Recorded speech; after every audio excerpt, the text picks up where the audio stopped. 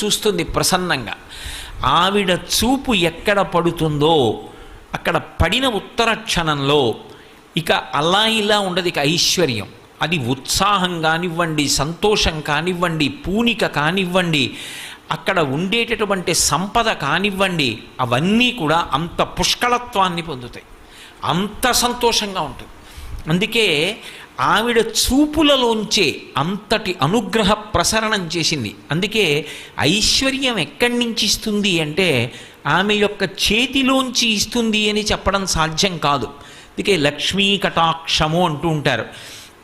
ఆవిడ చూపు పడితే చాలు, ఒక్కసారి అలా ప్రసన్నంగా చూసిందా, ఇక అక్కడ ఎంత ఐశ్వర్యం ఏర్పడుతుంది అనేటటువంటి దాని గురించి చెప్పడం ఎవరికీ సాధ్యం కాదు. అయితే మీరు ఒక్క విషయం జ్ఞాపకం పెట్టుకోవాలి, నేను ఐశ్వర్యము ఐశ్వర్యము ఐశ్వర్యము అన్న మాట వాడుతున్నప్పుడు కేవలము నేను సంపద గురించి